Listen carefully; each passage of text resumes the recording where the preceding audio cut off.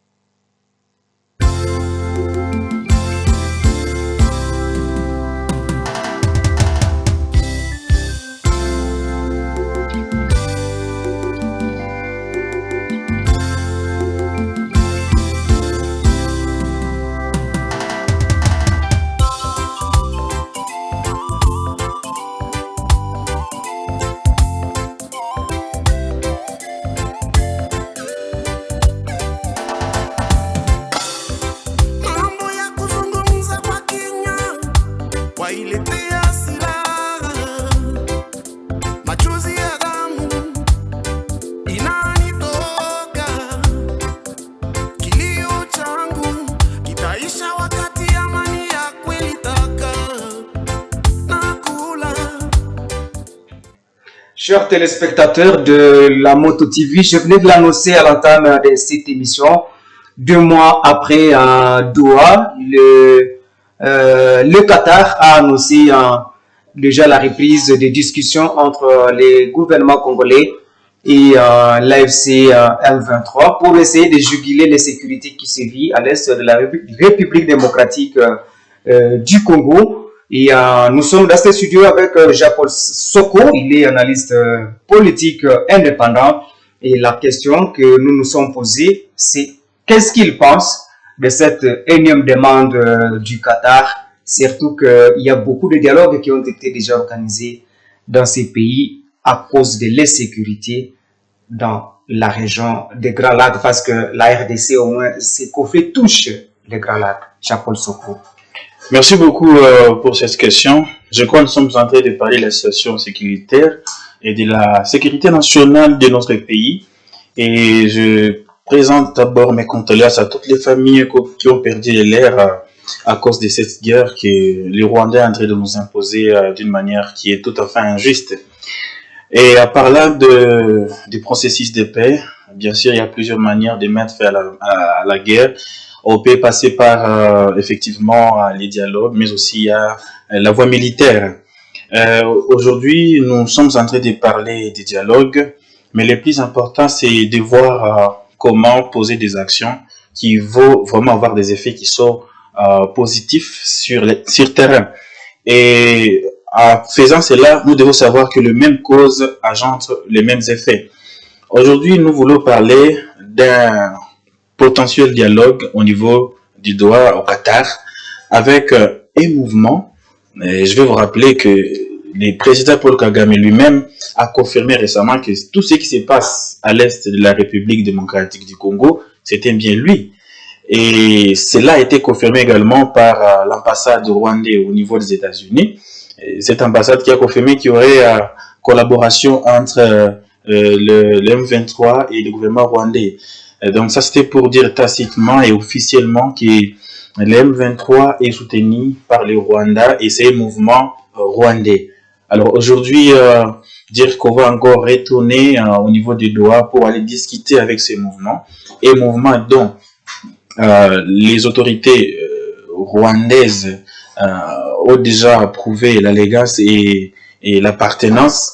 Je crois que ça serait faire quelque chose de ce contraire. On ne se serait pas en train de s'attaquer à la vraie cause de cette guerre. Parce que du moment où les Rwandais acceptent que c'est bien lui le patron du M23, il n'y a plus raison d'être des processus de Doha. Parce que je dois rappeler ici à tout le monde que le processus de Doha a été conçu juste dans le cadre de considérer le M23 comme un mouvement congolais. Mais du moment où les Rwandais a accepté que vraiment c'est bien lui qui soutient le M23, je pense qu'il serait vraiment judicieux pour le gouvernement congolais d'abandonner ces terrains. Étant donné que si nous continuons toujours à maintenir ce processus de Doha, ça serait une façon d'empêcher que les sanctions qui devraient tomber sur le Rwanda continuent toujours à tomber sur ce proxy, l'M23. Et donc, désormais, le gouvernement congolais devrait vraiment prendre acte de ce que le gouvernement rwandais a dit, en confirmant qu'ils ont, en tout cas, des relations avec l'M23 qui massacre la population dans notre pays et se concentrer sur d'autres options, notamment les processus de Washington, l'accord de Washington qui doit être respecté. Mais dire que nous allons encore retourner au niveau de Doha, alors que Doha a été conçu dans le cadre de vouloir mettre la fin à un conflit qui était considéré comme étant un conflit congolais. Ça prouve aujourd'hui. Donc, c'est tout ce que le gouvernement rwandais a dit vient contredire cette version des faits et le gouvernement de notre pays devrait tenir compte de ces aspects-là. Mais avec les dialogues, la signature des accords au niveau de Washington, on considère qu'on a bouclé la page avec le Rwanda, le RDF. C'est pour cela que le gouvernement congolais doit discuter directement avec l'AFC M23, qu'on considère que ce sont des Congolais qui doivent se parler entre eux, monsieur. Mais quand vous lisez l'accord de Washington, dans cet accord, le gouvernement rwandais s'engage à ne plus soutenir des opérations militaires sur les territoires congolais. Et du moment où les Rwandais officiellement, via le président de la République rwandaise, mais aussi l'ambassade rwandaise, l'ambassade rwandaise plutôt au niveau des États-Unis, cela prouve à suffisance que dès le départ, le Rwanda n'est pas de bonne foi et que le processus de Doha devrait être abandonné parce que Doha et Washington, on peut dire que les Rwandais sont en train de se dupliquer. Donc, à Washington, les Rwandais avaient certains acteurs et à Doha, ils avaient aussi d'autres acteurs. Donc, ce qui fait que vouloir discuter avec un adversaire qui, lui, est en train de jouer double jeu, ça risquerait de causer un sérieux problème pour notre pays. Je crois que ce qui est très important pour l'instant, c'est demander à ce que le gouvernement congolais puisse abandonner le processus de Doha parce que le Rwanda a avoué clairement à la face du monde que c'est lui qui soutient l'M23. Donc l'FCM23, c'est le Rwanda. Et à Washington, nous sommes en train de discuter avec le Rwanda. Alors plutôt que de multiplier des processus qui seront en fait stériles, je crois qu'il est maintenant grand temps d'abandonner le processus de Doha et se concentrer sur la mise en application des accords de Washington. C'est ce qui démontre. Mais que vont devenir les membres de l'AFC M23 si le gouvernement congolais décidait d'abandonner ce processus du Qatar, qu'est-ce qu'ils vont devenir finalement? Donc, comme ils sont des Congolais, ils ont pris des armes, peut-être qu'il y a des choses qu'ils réclament à l'interne de l'AFC M23, à part les réclamations du Rwanda à travers ces groupes armés. Je voudrais donner une précision. Le M23 n'a jamais été un mouvement congolais.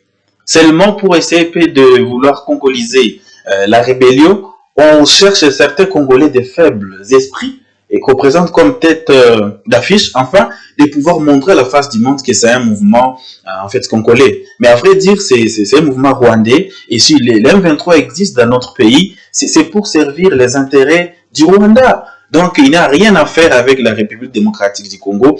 Et tous les membres du M23, ce sont les agents, en fait, du Rwanda. Et nous, cette question ne nous concerne plus. La question concerne plutôt le Rwanda. Comment gérer ces agents, notamment les Corneille Nanka, les Willy Ngoma et tous les autres. Ce sont des membres, ce sont des agents plutôt du Rwanda qui sont en train de jouer leur rôle. Donc, ça sera au Rwanda de voir comment prendre soin de ses membres. Mais nous, au niveau de la RDC, déjà, on doit se dire qu'elle continue à discuter au niveau de Doha alors que c'est vraiment un mouvement rwandais et c'est prouvé officiellement. Avant, il n'y avait pas de preuves officielles que les M23 étaient soutenus par le Rwanda.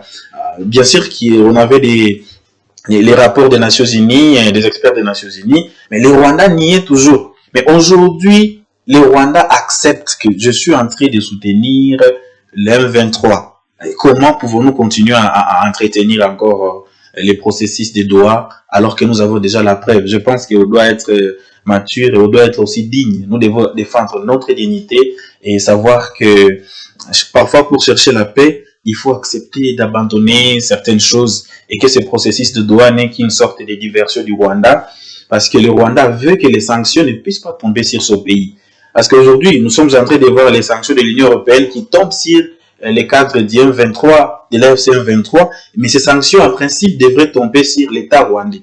Alors, l'État rwandais, pour essayer d'esquiver ces sanctions, il cherche un proxy qu'il finance, à qui il donne tout pour venir semer les désordres, les chaos à la République démocratique du Congo. Et ça a été prouvé. Je vais vous rappeler ici que pendant l'année 2025, la production du colta au niveau du Rwanda a été doublée. Les chiffres que le Rwanda n'a jamais atteint. Chose qui prouve que tout ce que les M23 est en train de faire profite premièrement au Rwanda. Et le Rwanda est en train juste d'utiliser les M23 à chercher à certains Congolais, les faibles esprits, et pour pouvoir montrer à la face du monde que c'est une rébellion congolaise, alors que ce n'est pas le cas. Corneille Nanka lui-même confirme que l'FC M23 collabore avec le Rwanda et le Rwanda lui-même accepte qu'il collabore avec l'FC M23 pour sa défensive militaire parce que le FARDC collaborerait avec le FDLR qui risquerait de déstabiliser le Rwanda de Paul Kagame. Est-ce que ce n'est pas noble quand un pays prend sa défense comme le Rwanda qui dit non, pour que le FDLR ne vienne pas déstabiliser notre pays, on peut se chercher des alliés pour essayer de laisser cette aventure seulement dans l'Est de la République démocratique du Congo sans nous entendre. Là, c'est aussi un alibi de Paul Kagame. Ce sont juste des prétextes, des faux fuyants qui nous fait croire en parlant de la question des FDLR. Nous savons tous que les FDLR n'existait plus. Je dois rappeler que les FDLR ont combattu dans les années 1994. Quelqu'un qui a combattu en 1994, aujourd'hui, la plupart de ces gens-là ne sont plus à vie, et d'autres qui sont à vie, ils sont déjà des vieilles personnes. Et donc, quand on parle d'abord des FDLR, sachant que les FDLR n'existent plus, d'ailleurs, moi, j'ai suivi l'ancien ambassadeur rwandais dans notre pays qui a confirmé réellement que les FDLR ne représentent plus aucune sorte de menace pour le Rwanda. Alors, le Rwanda, pour essayer de vouloir s'éterniser dans notre pays, il crée cet alibi pour pouvoir justifier sa présence. Alors, dire que les M23 collaborent avec avec le Rwanda juste pour chasser les FDLR, c'est juste un prétexte. Parce que les FDLR en question n'existent même pas. Et si c'était pour chercher les FDLR, ça fait plus d'une année qu'ils sont dans cette zone, qu'ils contrôlent cette zone. Plutôt que de chasser les prétendus FDLR, ils sont maintenant en train de massacrer la population. Les jeunes gens sont en train de mourir. Les jeunes Idenko et tous les autres qui sont partis, qui sont en train d'être massacrés par l'AFC M23. Je crois que ça, c'est vraiment un argument que Corneille Nangaa a utilisé pour essayer un peu de nous mentir, mais je dois rappeler à Corneille Nangaa que nous sommes en 2025, il y a les réseaux sociaux, les mensonges ne passent plus. Hein, voilà pourquoi nous sommes en 2026 plutôt, les mensonges ne passent plus, il y a beaucoup d'histoires que nous ne pouvons plus croire en tant que Congolais, nous devons défendre notre pays. Et c'est ce genre d'alibi qui sont en train de créer même au niveau du Sud Kivu. Quand, par exemple, ils sont arrivés à Uvira, on leur a posé la question. Pour les Nord Kivu, vous avez dit que vous êtes en train de pourchasser les FDLR. Qu'êtes-vous en train de faire au niveau d'Uvira? C'est à ce moment-là qu'ils ont créé aussi la haine tribale. Ils ont dit que nous venons défendre les Banyamulenge qui sont marginalisés. Alors que personnellement, on a échangé avec les Banyamulenge et tout le monde, ils ont dit qu'ils vivent très bien au niveau même d'Uvira, ils sont très bien.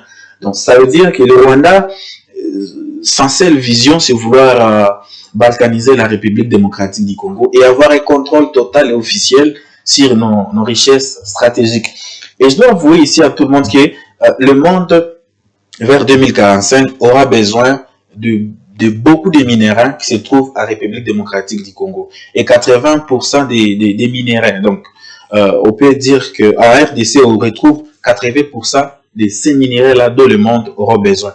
Et ces minéraux stratégiques sont heureusement localisés dans la partie est de la République démocratique du Congo. Ce qui fait que le Rwanda crée des alibis, les FDLR, la haine tribale, alors qu'il n'y a pas de tribalisme dans notre pays. Nous vivons très bien depuis trop longtemps. Nous sommes 450 ethnies et on vit très bien dans notre pays. Et que dire de la pression que Kigali est en train de mettre, que Washington est en train de mettre sur Kigali? Parce que des sources crédibles disent que Kigali est en train de violer les accords de Washington et que les proches débats de parlementaires américains sont en train de discuter. Des débats sont en cours sur l'éventualité des sanctions ciblées pouvant concerner des responsables rwandais, des restrictions d'aide ou encore un durcissement des conditions de coopération sécuritaire. Est-ce qu'avec ça, ça peut, même s'il y a des sanctions, parce que les sanctions ne datent pas d'aujourd'hui, les sanctions datent de longtemps. En tout cas, ce n'est pas aujourd'hui qu'on a commencé à sanctionner Kigali, mais que Kigali ne baisse pas les bras. Est-ce qu'on peut dire que ces sanctions, c'est seulement embrouiller les Congolais, et surtout que quand il y a sanctions, les gens festoient au lieu de prendre des dispositions? Voilà, quand on parle de sanctions, on doit savoir de quelles sanctions on est en train de parler. Aujourd'hui, nous sommes en train de parler des pays pauvres, le Rwanda, dont le budget est financé à environ 60% par les aides extérieures. Je crois que si les États-Unis, qui contribuent en tout cas massivement pour le financement du budget du Rwanda, pouvaient en tout cas fermer ces tuyaux-là de financement, et je crois que le Rwanda n'aura plus les moyens d'aller de l'avant. Mais quand on parle des sanctions qui ne sont pas vraiment, qui n'ont pas assez d'impact sur terrain, surtout en ce qui concerne les opérations que le Rwanda est en train de mener sur le territoire congolais, cela en tout cas ne sert à rien. Surtout que la guerre ne peut pas se passer sans les moyens financiers. Et donc si les Washington veut vraiment nous aider, c'est très facile pour Washington de bloquer ces moyens-là, ces moyens financiers, et qu'il arrête de faire même des coopérations en matière de renseignement avec le gouvernement rwandais. C'est-à-dire les sanctions qui doivent être prises à l'encontre du Rwanda doivent aussi concerner cet aspect-là, l'aspect où le Rwanda profite des aides américaines. Mais aussi nous savons que les États-Unis ont une grande influence sur l'Union européenne, parce que l'Union européenne fait partie aussi des communautés qui essaient un peu d'aider le Rwanda. Si l'Amérique de Donald Trump pouvait mettre la pression sur l'Union européenne afin qu'on arrête d'envoyer de l'argent à Kigali, je crois que cela va permettre que la situation puisse arrêter. Mais il y a un élément très important que beaucoup de gens oublient, c'est qu'il n'y a pas de paix sans justice. C'est cet aspect qui a toujours été oublié. On parle des sanctions, on parle d'autres choses, mais il faut qu'on puisse punir les gens. Kagame a tué beaucoup de gens, plus de 15 millions de personnes depuis 30 ans. Je crois que ces 15 millions de personnes ne peuvent pas mourir comme ça pour rien. Je pense qu'il faut un tribunal spécial pour les crimes qui ont été commis à République démocratique du Congo. Et je crois l'acteur majeur de tous ces crimes-là, ça sera Paul Kagame. Mais il y a le tribunal spécial, il y avait déjà l'annonce de sa création en République démocratique du Congo, mais ça tarde. Voilà, c'est ce que nous sommes en train de dire. C'est bien, les gens, ils peuvent dire des choses, mais nous, ce qu'on compte, ce sont les actions, les faits. Qu'est-ce qui est en train d'être fait sur le terrain? Parce qu'on nous a promis beaucoup d'histoires depuis très longtemps, et notamment dans des dialogues, dans beaucoup de processus. Actuellement, nous allons vraiment être beaucoup plus réalistes et se dire que ce qui compte, ce sont les actions. On peut promettre sanctionner, on peut promettre faire ceci ou cela, mais tant qu'il n'y a pas d'action concrète, en tout cas, nous, on sera toujours pessimiste et on va continuer toujours à se battre pour que ça puisse être appliqué, pour qu'on ne se limite pas seulement au niveau des paroles, que les actes puissent suivre aussi les mots qui sont dits par beaucoup de dirigeants. Vous n'êtes pas d'accord que les dialogues de Doha puissent continuer, mais au même moment, la Belgique, la France, tout comme l'Angola, demandent au gouvernement congolais de se mettre autour d'une même table avec l'opposition, la société civile, l'opposition armée et non armée, pour essayer de mettre fin au conflit armé dans l'Est de la République démocratique du Congo. Est-ce que ce n'est pas un dialogue de trop? Surtout que même l'Angola a déjà géré un autre dialogue qui n'avait pas abouti. Paul Kagame d'ailleurs avait voulu d'aller signer les accords entre la République démocratique du Congo et le Rwanda.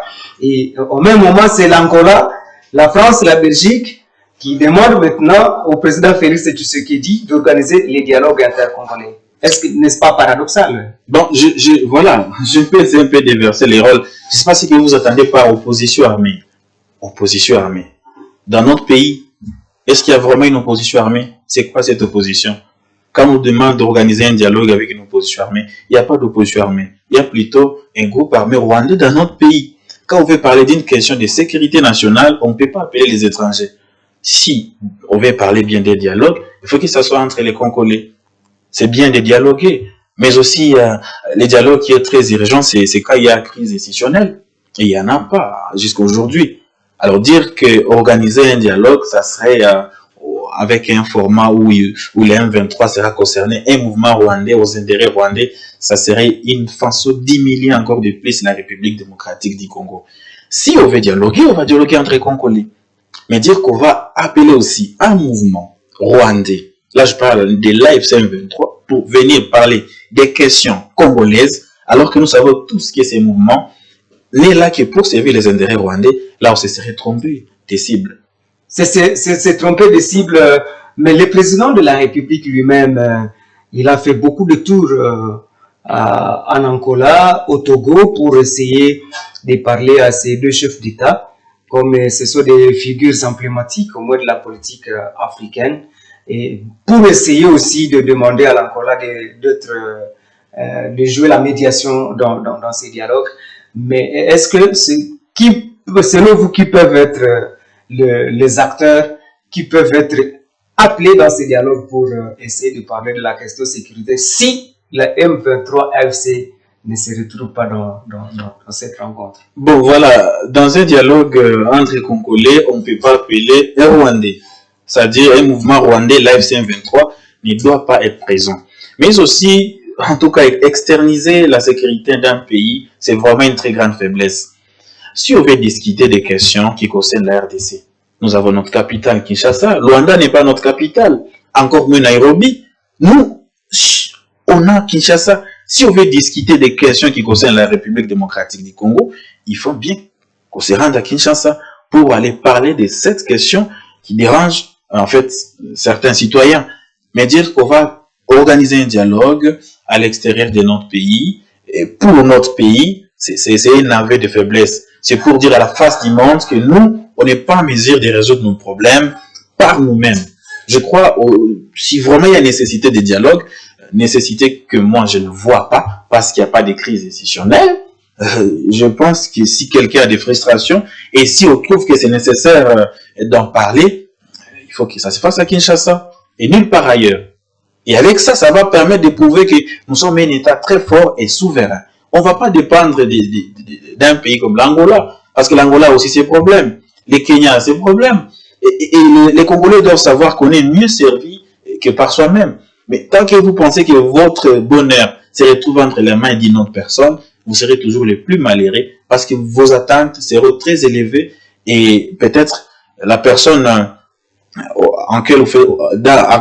qui vous avez confiance, lui aussi a ses problèmes et il n'aura pas le temps de se soucier de ce que vous êtes en train de faire, de vos problèmes en fait. Joseph Kabila, condamné, Matata Ponyo, condamné, et aujourd'hui Seth Kikouni, à l'exil avec Moïse Katumbi, et qui peuvent être les acteurs à part ceux-là dans l'opposition qui se retrouvent au moins dans la diaspora. Est-ce qu'il y a d'autres acteurs qui peuvent être invités? Parce que je m'imagine Joseph Kabila et Matata Ponyo ne peuvent pas venir à Kinshasa tel que vous le demandez pour que le dialogue soit organisé à Kinshasa. Ils ne peuvent pas venir s'ils n'ont pas encore si on n'a pas encore levé la sanction sur eux. Et est-ce que le gouvernement congolais peut être prêt à laver ces deux figures emblématiques de notre République? Voilà, je ne vais pas me substituer à la justice, mais je vais en tout cas être factuel. Je suis un analyste indépendant. Je me sépare de toute idée partisane, mais je vais prendre les mots de Joseph Kabila, l'ancien président, qui dit que le M23 incarne les aspirations du peuple congolais. Quelques jours après, j'écoute le président rwandais Paul Kagame, il dit c'est moi le M23. S'il y a un problème à l'Est, c'est moi. Après, j'ai lu les communiqués de l'ambassade rwandaise aux États-Unis qui confirment qu'ils entretiennent des relations sécuritaires avec le M23. Mais que voulez-vous? Nous voulons créer un problème autour du M23 pour chasser le M23. Et vous appelez un acteur qui dit que le M23 incarne les aspirations du peuple congolais. Ça serait, en tout cas, chercher une chose et son contraire. Quand vous parlez à d'autres personnes, Matata Ponyo et toutes les autres personnalités publiques qui ont été condamnées, je pense qu'il faudrait que la justice puisse jouer son travail et nous ne devons pas dire qu'au nom de la paix, on va commencer à amnistier les gens. Vous savez, beaucoup de gens, ils sont en train de faire souffrir ces pays parce qu'ils pensent qu'ils ont des droits d'amnistie. Et vous avez vu vous-même, à Doha, quand vous discutez avec les M23, les premiers éléments qu'ils ont présentés, c'est la liste des personnes qui devraient être libérées. C'est-à-dire, ils recrutent les gens et ils se disent, bon, on va se battre, même si on nous arrêtait, il y aura quand même des négociations et à l'issue de ces négociations-là, nous allons demander qu'on puisse libérer certains de nos membres. Alors je crois qu'on ne peut pas vouloir résoudre un problème avec celui qui l'a créé et surtout, personnellement, Joseph Kabila a dit que le M23 incarne les aspirations du peuple congolais alors que c'est les mêmes M23 qui massacrent les gens, c'est les mêmes M23 qui est responsable de beaucoup de crimes que nous sommes en train de voir dans notre pays. Alors, je ne crois pas que les gens que nous croyons être des acteurs clés puissent l'être jusqu'à aujourd'hui. Il y a certains gens que nous surestimons, mais dans leurs actions, ils sont en train de trahir les pays. Personne de digne ne peut pas soutenir les M23 jamais. Personne vraiment qui aime ces pays. Surtout pas un ancien chef de l'État. Que pensez-vous de ce que Patrick Muyaya, porte-parole du gouvernement congolais, a dit, je cite, « Comment pensez-vous qu'on peut s'asseoir pour parler de paix avec certains d'entre nous qui sont complices du mal lorsque vous avez des gens qui vont séjourner à Goma, il faut sécuriser ici, je pense à l'ancien président et à tous ses alliés. Comment pensez-vous qu'on peut laver le linge sale en famille lorsque vous avez y compris certains prêtres dans l'église qui propagent des mensonges sur l'accord, y compris sur les choses qu'on n'a jamais signées. » Fin de citation. Qu'est-ce que Muyaya voulait dire, selon vous? Oui, il a été très clair. Aujourd'hui, il est difficile que le gouvernement congolais se mette avec ceux qui font partie du problème. Oui, vous voyez, imaginez par exemple, rien que pour la prise de Goma, il y a eu 15 000 morts. Mis à part d'autres personnes qui étaient mortes. Est-ce que c'est vérifié? Oui, c'est vérifié. 15 000 morts rien que pour la prise de Goma. Et en dehors de cela, il y a d'autres personnes qui étaient en train de mourir. Alors, vous voulez que ces gens meurent gratuitement? Ces gens-là, si aujourd'hui ils étaient en train de nous observer, ils fonderaient alarme. Pourquoi? Parce que nous voulons légitimer la criminalité dans notre pays. Quelqu'un qui a tué sa place est vraiment dans une prison. C'est très clair. Ils ont participé à des massacres. Ils ont posé des actes qui ont fait qu'il y ait beaucoup de déplacés. Aujourd'hui, dire qu'ils seront des acteurs des dialogues, alors que ils ont posé ce genre d'actes. Et j'aime bien dire ici qu'il n'y a pas de paix sans justice. Vous ne pouvez pas parler de paix sans parler préalablement de la justice. Il faut que les gens qui ont commis des erreurs, il faut qu'ils soient punis. Il faut donc que les victimes soient en tout cas remis dans leurs droits. Et cela va permettre que la paix puisse être durable. Nous ne sommes pas en train de parler d'une paix de courte durée. Nous cherchons une paix durable. Imaginez quelqu'un, il a tué votre parent, il a tué votre oncle, et on vient vous annoncer que non, c'est monsieur, il a été amnistié parce qu'au nom de la paix, vous allez chaque fois le voir bien empiler dans les rues. Pensez-vous que vous serez en paix en vous-même? On veut créer plutôt une société de criminels. Parce que maintenant, il y aura tendance à se venger. Ils ont tué mon oncle, ils ont tué celui-là. Les gens vont maintenant se venger. Je pense que pour mettre fin à toute cette histoire-là, il est grand temps que la justice fasse au travail, que tous ces gens qui ont massacré la population soient vraiment punis. L'opposition ne jure que par les dialogues organisés par la CENCO et l'ECC. Pourquoi l'opposition mise sur le dialogue-là que celui organisé par Félix Tshisekedi? Bon, je crois que la CENCO devrait aussi être mixte. C'est ce qui doit être fait. En tant qu'analyste indépendant, j'avais été surpris de voir, par exemple, une politique de deux poids, deux mesures. Quand ils sont arrivés à Goma, ils n'ont pas dit à Nanga d'arrêter de tuer les gens. Il faudrait bien que les évêques, donc les CC et la CENCO, puissent dire à Nanga de se repentir et d'arrêter de tuer les gens. Et de l'autre côté, quand Kabila avait été condamné, ils ont dit que cela, ça ne correspond pas avec la volonté de Dieu. Alors je me dis, pourquoi cette politique de deux poids, deux mesures? Alors, face à ce qui se passe, à toutes les déclarations de la CENCO, ça pousse à beaucoup de Congolais à ne plus croire à ce dialogue-là. Mais ici, je dois rappeler que nous ne sommes pas un pays où la religion doit dicter tout ce que nous devons faire. Ça, c'est une question politique. Je pense que c'est une affaire à laisser aux politiciens. Parce que c'est purement de la politique. C'est pas une affaire religieuse. En tout cas, à mon humble avis, je crois que c'est comme ça que les choses devraient se passer. Mais pourquoi, selon vous, on parle plus de la question AFC M23, mais on ne fait pas allusion deux fois au massacre de populations civiles dans la partie nord de la République démocratique du Congo? Non, de la province du Nord Kivu, du côté de Mangourou-Jipa, par exemple, cette semaine déjà, à Mousseng dimanche, on a tué des gens là.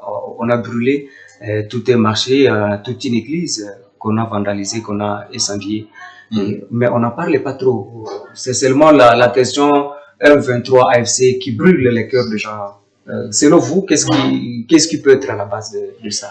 Je crois que c'est vraiment une très mauvaise manière de procéder. Parce que les gens qui sont en train de mourir, par exemple, ici chez nous, dans les Grands Nord, par les ADF Nalou, ils sont aussi dignes, ils sont autant dignes que ceux-là qui sont en train d'être massacrés par la rébellion du M23. Et par rapport à ce qui se passe dans les territoires de Béni, bien sûr que c'est une guerre qui a une autre dimension au niveau avec les M23, il y a une guerre conventionnelle, géolocalisable, l'ennemi est géolocalisable, alors que de l'autre côté, il y a une guerre des embuscades qui sont toujours tendues par les terroristes ADF NALU.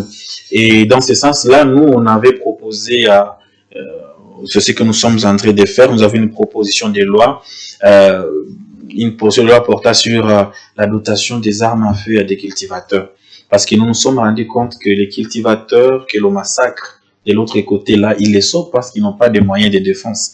Et si on pouvait leur doter des armes à feu, je crois que ça va constituer un moyen de dissuader l'adversaire. Nous l'avons toujours suggéré et heureusement pour nous, je crois, l'Ouganda aussi nous avait écoutés.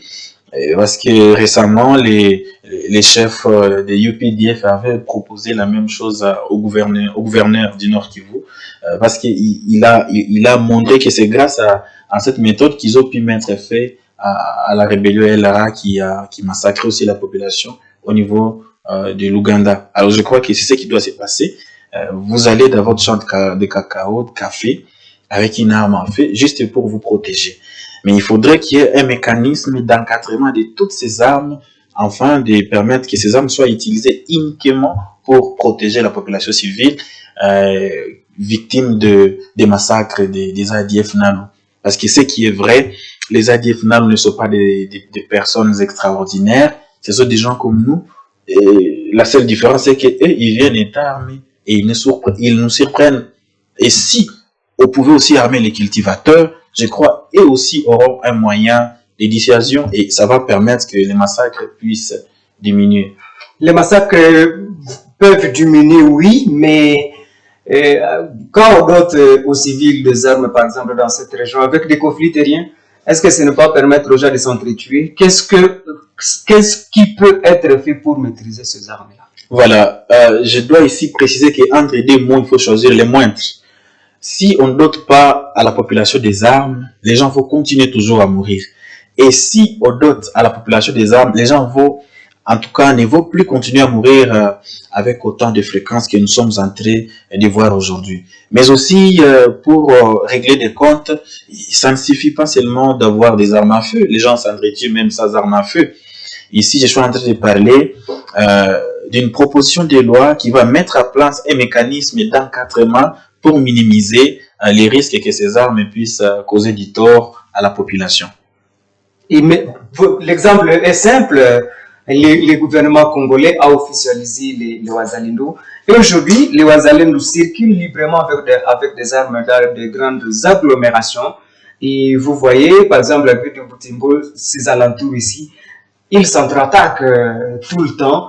Et est-ce que ça ne peut pas être un exemple typique que les attaques de Wazalendo entre eux se multiplient depuis qu'ils ont eu facilement des armes, peut-être on ne sait pas de quelle manière. Bon, vous savez, la logique et même l'idéologie de Wazalendo est régie même par notre constitution à son article 64 qui stipule que quand le pays est menacé, tout le monde a le droit de les défendre.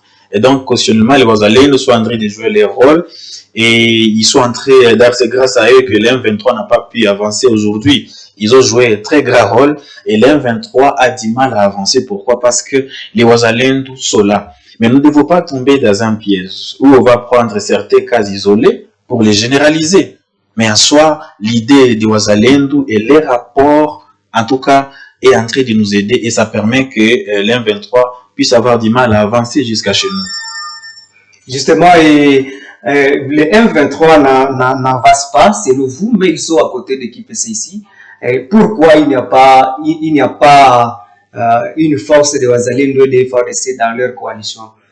Essayer d'attaquer les M23 du côté de KPC, de Kassinzwe, du côté de Kitsombiro pour les chancer de ce territoire. Alors qu'à Uvira, vous voyez quand même, ceux de là se sont mis aux côtés des FARDC pour essayer de barrer la route au M23, même si Uvira a été tombé. Bon, là, nous sommes dans une dynamique de la guerre.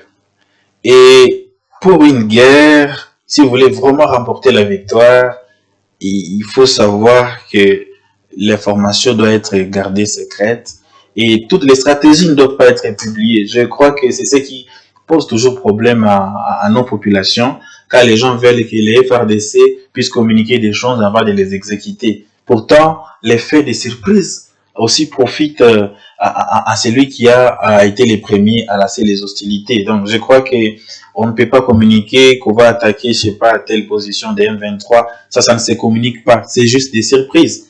Et puis, comme ce qui s'est passé à Uvira, où les cadres des M23 étaient rassemblés, et boum, ils ont été tous bombardés. Donc, c'est comme ça. On ne peut pas communiquer la stratégie, mais ce qui est important, d'ailleurs, je l'ai lu même dans un livre de Charles Lunana, qui a dit que ni Tété, à l'époque, les Maï Maï, les Congos seraient balkanisés. Et moi, aujourd'hui, je peux l'avouer que ni Tété, les Wazalendo, les M23 seraient trop loin.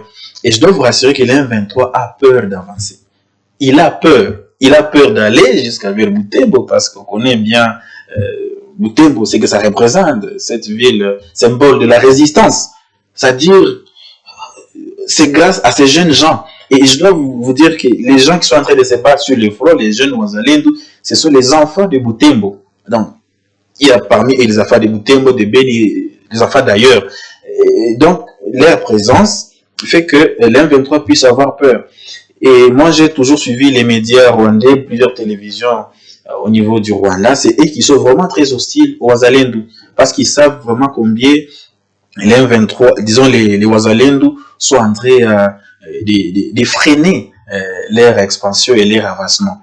Alors, ne prenons pas actuellement des cas isolés. Bien sûr, il y a des cas déplorables, certains cas isolés. Nous ne devons pas les prendre pour généraliser et vouloir ternir l'image des Wazalendo qui nous ont aidés, qui nous ont protégés et qui continuent à le faire même jusqu'à aujourd'hui. Par contre, il faut maintenant voir comment restructurer, parce qu'aucune œuvre humaine n'est parfaite. Il faut plutôt voir comment restructurer. Quand tu vois quelque chose qui ne va pas, il faut voir comment restructurer ce qui se passe là-bas. Je crois que vous serez d'accord avec moi qu'il y a des fois où certains éléments incontrôlés des FARDC commettent aussi des erreurs. Mais on n'a jamais demandé au gouvernement de désarmer tous les militaires. Je crois que ceux qui commettent les erreurs peuvent être punis, mais les Wazalendo doivent rester, ils sont très très très importants pour nous, parce qu'ils sont en train de se battre. Et d'ailleurs, nous le sommes tous. C'est ce que la plupart des gens oublient. Il y a les Wazalendo armés, il y a les Wazalendo non armés. Tous, on doit appliquer notre patriotisme, parce que c'est l'essence même du Wazalendo. Chacun dans son domaine. Si vous travaillez, les mamans et toutes les personnes, chacun peut amener sa contribution pour soutenir ces jeunes gens.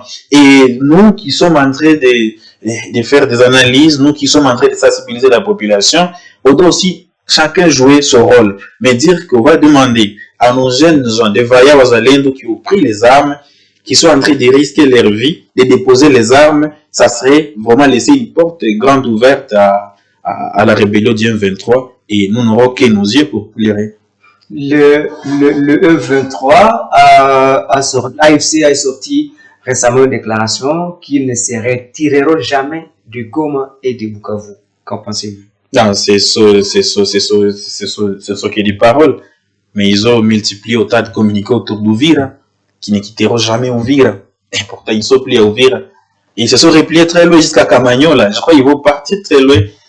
Même, tout ce qu'ils sont en train de dire, c'est des aveux de faiblesse. C'est une bête blessée. C'est un peu, comme on a toujours dit, un cadavre d'un serpent. Donc, c'est-à-dire, ça fait peur, beaucoup plus peur par son apparence. Mais à l'intérieur, l'M23 est beaucoup plus fragilisé. Voilà pourquoi, pour s'aimer la peur, ils commencent à dire que nous sommes ici, nous n'allons pas quitter. Mais les Congolais doivent savoir, et les M23 doivent savoir que l'étranger reste toujours l'étranger.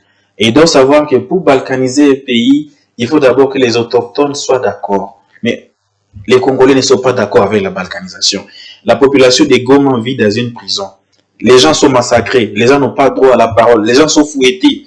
Donc nous sommes revenus un peu à l'époque de Léopold à Goma. On a pitié des gens. À Bukavu, les gens, ils sont fouettés. Ils sont fouettés plus que même des serpents. Donc, je crois que nous devons être conscients de tout ça et ne pas tenir compte de ces communiqués du 23 en disant que non, on ne va pas se retirer des Goma. Mais ils vont se retirer d'ici là. Je crois que c'est ça. C'est-à-dire, ne tenons pas compte de leurs paroles. Ils veulent juste nous effrayer. Parce que la guerre, pour l'emporter, 70% l'information et 30% les moyens que vous avez. Quand vous parvenez à paralyser les mentales de votre adversaire, vous avez déjà remporté la bataille. Vous serez là-bas quand il sera déjà mentalement paralysé. Alors l'M23 se sert de ça. C'est ce qui s'était passé même quand l'M23 voulait menacer Butembo, effectivement, avant qu'il ait un peu d'entrer à Butembo. Ils ont multiplié des messages. Les gens ont eu peur. Voilà, c'est comme ça. C'est comme ça que les choses se passent. Ils multiplient ces communiqués pour essayer un peu de faire peur aux gens. Mais ce qui est vrai, l'M23 est très fragilisé et leurs combattants sont très démotivés. Ils sont très mal payés. C'est-à-dire, beaucoup de gens qui sont là-bas, même les gens qui se rendent, ils nous le disent. Ils se rendent là-bas croyant qu'ils vont s'enrichir. Alors que tout ce qu'ils sont en train de faire n'entre que dans la poche des hauts cadres du M23 et de certains gouvernements qui profitent de cette rébellion, notamment en grande partie le Rwanda et quelquefois le Kenya aussi. Nous sommes en train d'aller vers la fin de cette émission. Monsieur Jean-Paul Soko, vous êtes politique, vous êtes un analyste politique indépendant dans cette émission. Et certainement que vous avez eu le temps d'écouter les messages de certains élus qui sont passés à Ville de Butembo. Ils ont tenu des meetings au niveau d'Europe et VGH. Et quel est le message que vous avez écouté dans tout ce qu'ils ont dit aux habitants, à leurs électeurs? Voilà, je crois qu'ils ont tous parlé de la paix parce que ce n'est que ça qui concerne notre pays. Et moi, je peux juste leur dire de chaque fois venir, pas seulement quand on est un peu vers l'approche des élections. Je crois ça serait beaucoup mieux qu'ils continuent à faire ce genre de meetings régulièrement. Et effectivement, ce qu'ils ont fait, ça relève de leur devoir. Et encore faudrait-il que maintenant nous observions s'ils vont maintenant amener les revendications de la population de Butembo dans l'hémicycle, parce que c'est ce qui compte. On peut avoir beau parler au perchoir, mais tant qu'on n'a pas fait voter une loi qui profite à la population de Butembo, ça reste toujours un échec.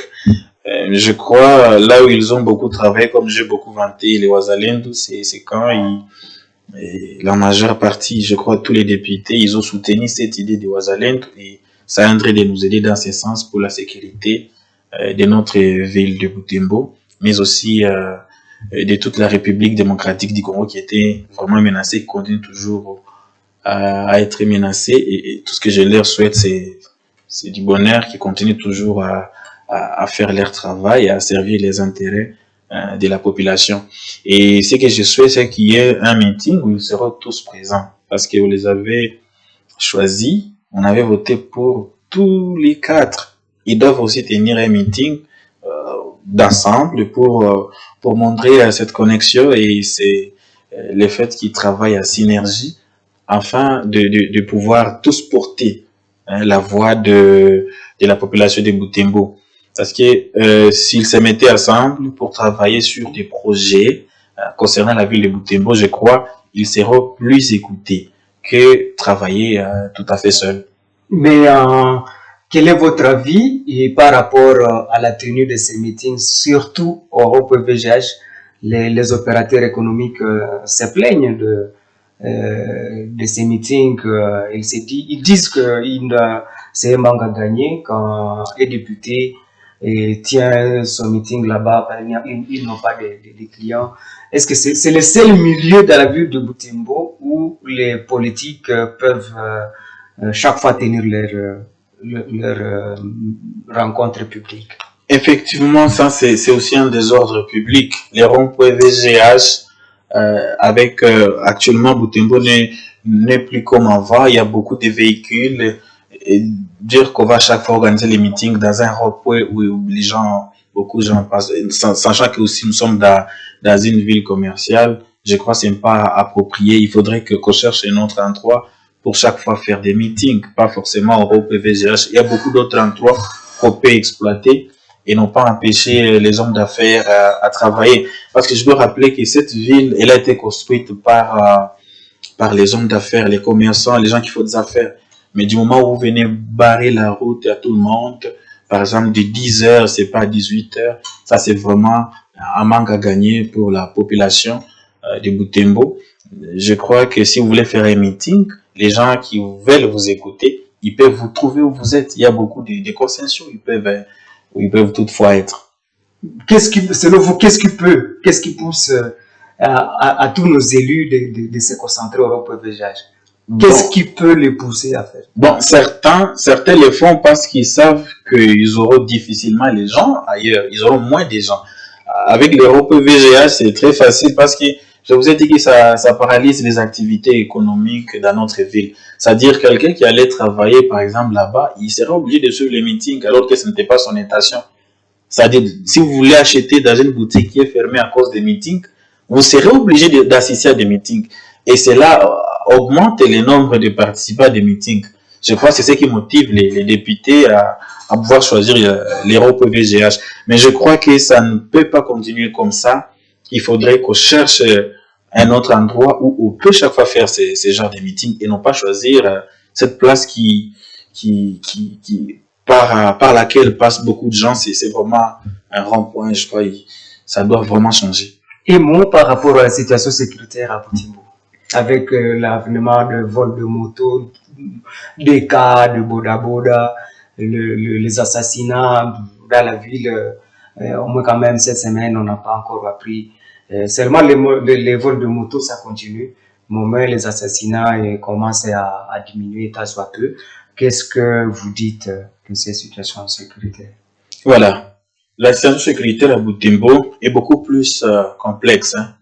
Et pour trouver la solution, il faut la participation de tout le monde. Au premier vue, on peut se dire que les gens qui sont en train d'abattre les criminels qui sont en train d'abattre la population sont à la recherche des motos. Ça veut dire déjà là, nos services de renseignement ont une piste, les vendeurs de motos. C'est-à-dire, on doit se rassurer que toutes les motos qui sont vendues à Butembo puissent avoir des documents. Ça, c'est un premier élément. Et deuxième élément, c'est par rapport à la population. Quand vous achetez une moto, rassurez-vous que vous avez tous les documents possibles. Et en dehors de cela, maintenant, il faudra que nous soyons aussi à mesure de nous réunir encore. Je me rappelle qu'à disons qu'à toutes les couches, qu'à tous les groupes de pression étaient réunis, il y avait une efficacité dans l'intervention. On arrêtait des bandits avant qu'ils interviennent, même à 19h, même à 17h. On les arrêtait quand même. Je crois que la population peut aussi se réunir de cette manière-là. Mais acheter, comme je l'ai dit, une moto sans document, ça constitue aussi un problème. Je crois que nos services de renseignement ont déjà une piste à exploiter, c'est-à-dire aller visiter tous ces gens, ces vendeurs de motos, et vérifier la régularité de leurs motos. Parce que quand on vole une moto, nous savons tous qu'on va la revendre. C'est ce qui est très important. Et quand quelqu'un achète sa moto, il doit savoir l'identifier via les documents, il doit savoir les numéros de châssis et tout comme ça, et non pas acheter une moto et la garder à la maison. Parce que la plupart des gens le font. On peut lui dire, on vous a volé une moto, est-ce que vous avez les numéros de votre châssis? Il n'en aura même pas. Et il y a d'autres qui vont très loin, et ils achètent des motos sans documents. Vous lui demandez, qu'est-ce qui prouve que cette moto vous appartient? Il dit, non, j'avais juste acheté. Nous sommes écrits sans documents. En tout cas, je crois que c'est ce qui est en train en quelque sorte de faciliter ce que nous sommes en train de voir aujourd'hui. Mesdames et messieurs, chers téléspectateurs de la Moto TV, nous sommes à la fin de cette émission Que pense la base? C'est votre émission 100% politique, mais aujourd'hui, encore une fois, nous avons choisi parler sécurité du dialogue qui devra reprendre au niveau de Doha, et on est passé par la demande de l'Angola, de la Belgique, de la France pour un autre dialogue entre Congolais. En République démocratique du Congo, on a essayé de brosser aussi on a donné placé EMO par rapport à la situation qui prévaut dans la partie nord du territoire de Lubero, notamment à Musenge, Moigné, à Ruawa, où les habitants ont décidé de fuir ces villages à cause de l'activisme de l'EDF qui massacre et qui brûle le maison de commerce, et la situation de sécurité à la ville de Butembo avec le message des élus. Voilà autant de sujets que nous venons d'aborder dans cette émission avec monsieur Jean-Paul Soko. Il est analyste politique indépendant. Jean-Paul, merci encore une fois d'avoir répondu à notre invitation. Merci beaucoup. Merci à tous nos téléspectateurs de nous avoir suivis. Merci beaucoup. J'étais Ghislain Moureki à la présentation de cette émission. Les prochains numéros, c'est encore le jeudi prochain à partir de 10h30. Bonne journée.